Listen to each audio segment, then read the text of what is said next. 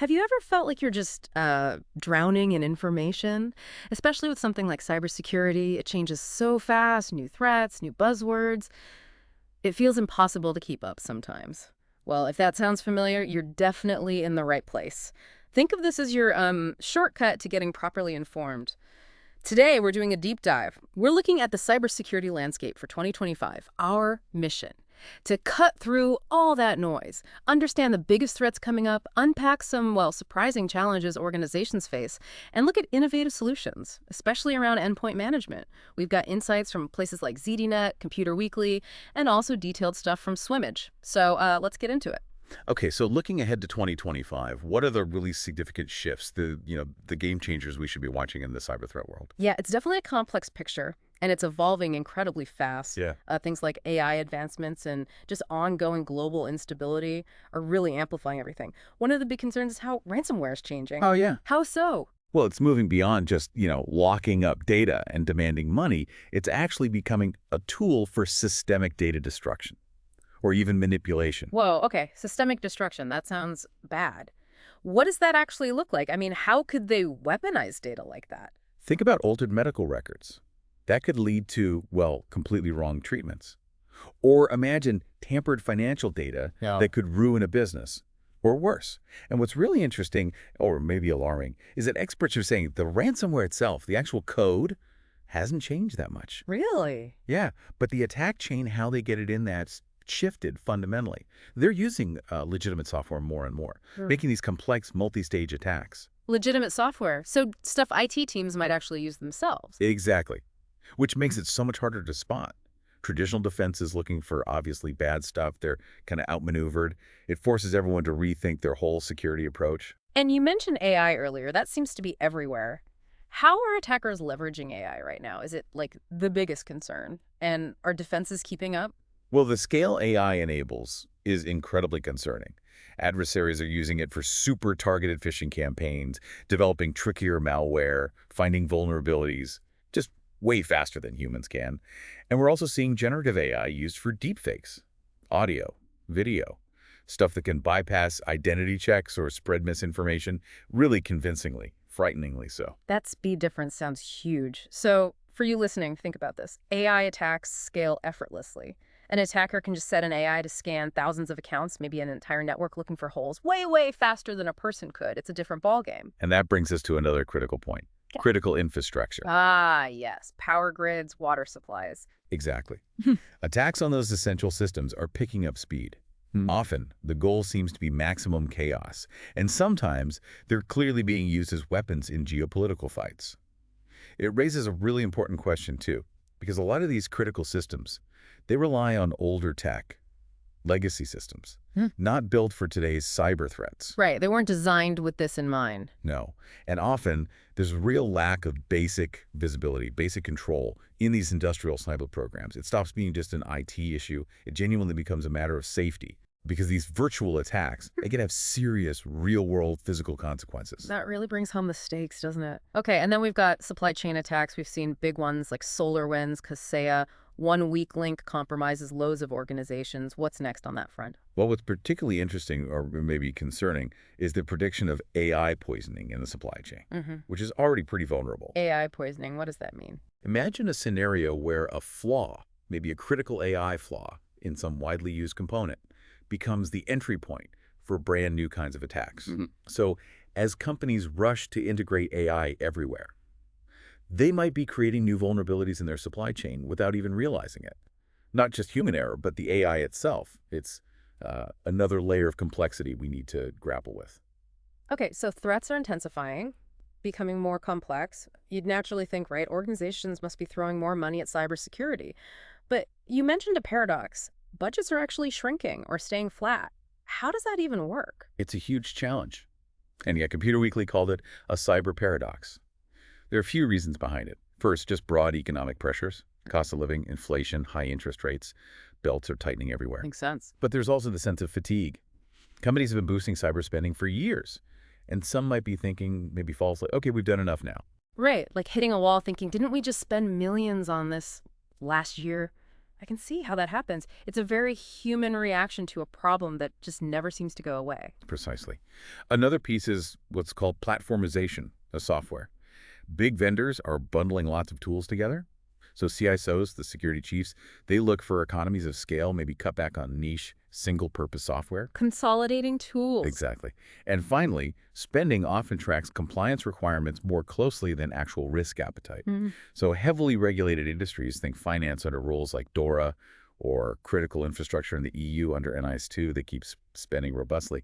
But other sectors, where the rules aren't as strict, the spending is noticeably flattening out. So practically speaking then, what should organizations be doing? It sounds like there needs to be a big shift in thinking. It sounds like there needs to be a big shift in thinking, viewing cybersecurity not just as, a cost center, but as a value investment. Absolutely. That's the key shift. Good cybersecurity can actually enable things like safely implementing AI or making acquisitions easier. It can even be a selling point to customers. It creates real, tangible value. The hard part is quantifying that cyber risk effectively, really showing the connection between the money spent and the actual reduction in risk, moving beyond just ticking compliance boxes. And making all this even harder is the skills gap, right? The cybersecurity workplace skills gap. I Yeah. saw a number, over 3.4 million unfilled cyber jobs globally in 2024. That's just staggering. It is. And it's not just about the sheer number of people. No. No, it's also a lack of specialized expertise. People skilled in things like AI-driven defenses, cloud security, Yeah. the really cutting-edge stuff. And here's a fascinating kind of ironic twist. Mm. The whole ransomware as a service model, where criminals rent out attack tools. It's actually shifted power to the attackers using those tools, the affiliates. How so? It's intensified competition among criminals for skilled individuals, which means better terms for the bad guys who actually carry out the attacks. It's bizarre. Wow. So the criminal ecosystem is accidentally making things worse for defenders trying to hire people? In a way, yes. So solutions involve, better training, mentorship programs, universities getting involved, diversity initiatives, and crucially, automation. Using tech to handle routine tasks so the humans can focus on strategy. It's not just finding bodies, it's finding the right brains. It's like trying to find a cyber unicorn in a haystack. Okay, so we have sophisticated threats, tight budgets, not enough skilled people. How are organizations supposed to fight back effectively? How do they become more resilient? This sounds like where intelligent PC automation really comes into play. Yes, exactly. This kind of automation is a really powerful countermeasure. It directly tackles many of those core problems, especially around managing and recovering endpoints, laptops, desktops. The Swimmage white paper we looked at really details the problems with traditional PC support. High costs, huge delays, often involving literally shipping broken machines to a repair center. Think about how long an employee is out of action then. Days, right, or even weeks sometimes. Lost productivity. Totally. And those so-called self-service models. If they don't have proper automation behind them, they just dump the problem onto frustrated employees. IT might look like it saved money, but the business productivity takes a massive hit. It's a hidden cost. Yeah, I can see that. Exactly.